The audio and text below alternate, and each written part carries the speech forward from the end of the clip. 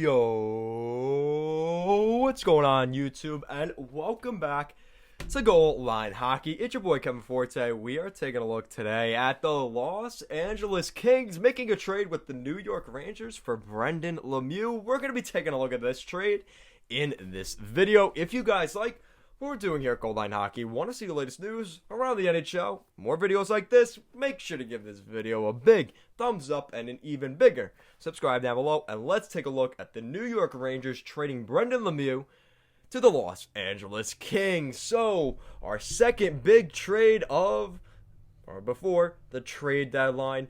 Obviously, we had Eric Staal go to the Montreal Canadiens the other day, and now we see a rivalry trade between the LA Kings and the New York Rangers. You may be saying, what are you talking about? It goes back to the Stanley Cup Finals back in the day.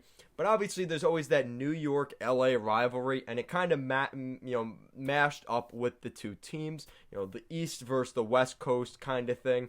So I think that was kind of interesting, but it's a good trade. So the New York Rangers trade Brendan Lemieux to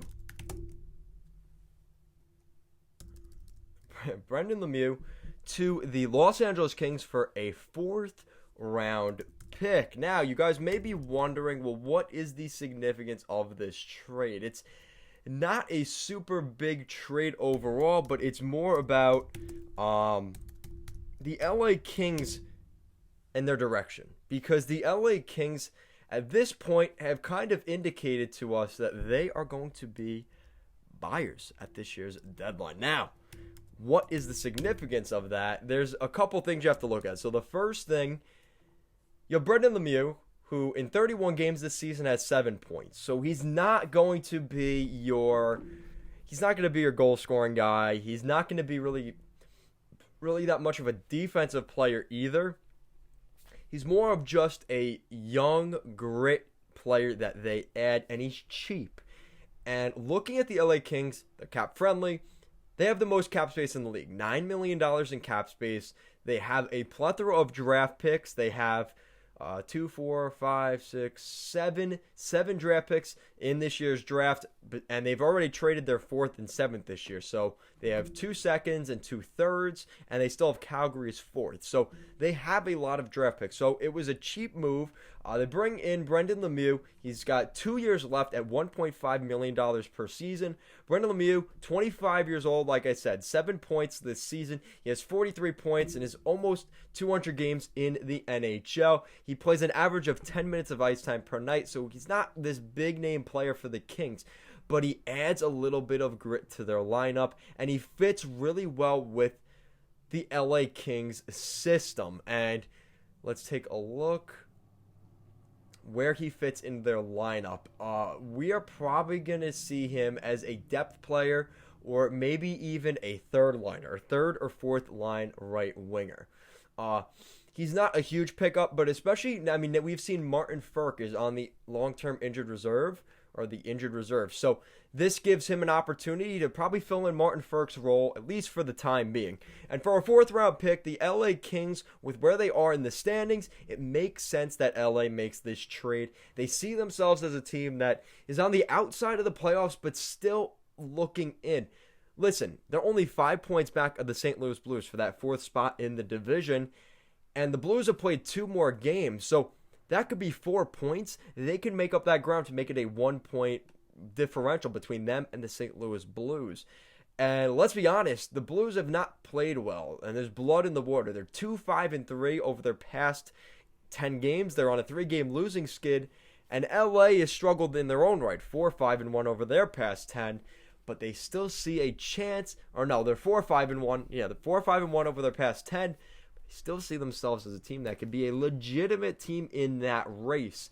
So it's kind of interesting. You would think the LA Kings would maybe be a little bit more conservative and maybe not make a lot of moves, but it seems like they want to add a little bit to their roster, a little grit. And the good thing is, this isn't a rental. This is a guy that they could keep for this year and next year as well. I just think it's a good move overall for the Kings. And he comes in at, he's a cheap contract. He comes in at 1.5 for this year and next. So he doesn't really hurt the cap too much. Now, that's the Kings side of things. let's take a look at the Rangers. What did the Rangers gain in this trade? Two things in particular. The Rangers, this is a kill two birds with one stone. One, you get a draft pick. Congratulations. The Rangers get a 4th-round pick for a guy that was playing on average 10 minutes per night, and he was kind of a grit player, which it is a valuable asset to your room, but you can get that in free agency again. So they pick up a 4th-round pick, and 2, I think this is the more interesting thing. They move out some cap space. And this, again, it seems very minuscule, $1.5 million. What does that mean? Well, that's $1.5 million you save this year and next. And the New York Rangers, with where they're at with cap right now, they have $30 million in cap space this summer, but that's going to get eaten up very quickly. They have to re-sign Igor Shesterkin. He's going to get a pay raise. Ryan Lindgren, Libor Hayek, they're going to see pay raises. Brett Howden, Gauthier, Hedel, Pavel Buchnevich is one of the bigger ones. They are going to pay that money out very quickly. And the Rangers, I think, realize that even that $1.5 million that they save in Brendan Lemieux could be the difference between keeping a guy like Pavel Buchnevich or not. So the fact that the Rangers traded Lemieux may be indicating that they see a long-term future contract here in the next couple weeks with Pavel Buchnevich. Now, I think the smart move here for the Rangers would be to kind of tell Pavel, listen, if we don't get things done here before the deadline, we are going to trade you. Now, he is a restricted free agent, which means they can negotiate things over the summer as well, which maybe the Rangers decide to end up doing.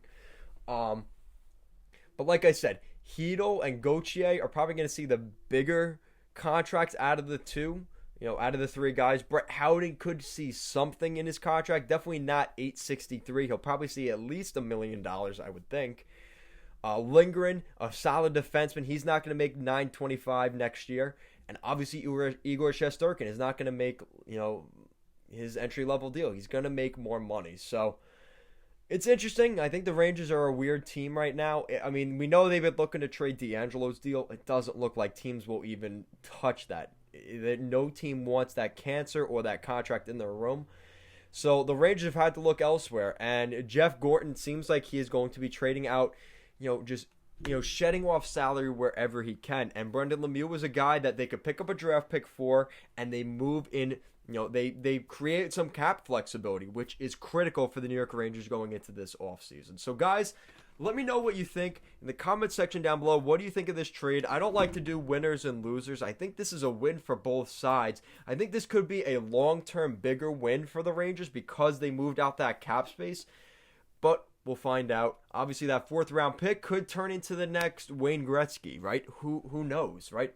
So let me know what you guys think in the comment section down below on this trade. If it was a win for either side or if you think it was just a fair trade, let me know in the comment section down below. And if you guys like what we're doing here at Goal Line Hockey, want to see the latest news around the NHL, you guys know what to do. Make sure to give this video a big thumbs up and even bigger, subscribe down below. Guys, thank you so much for watching, and I'll see you guys next time.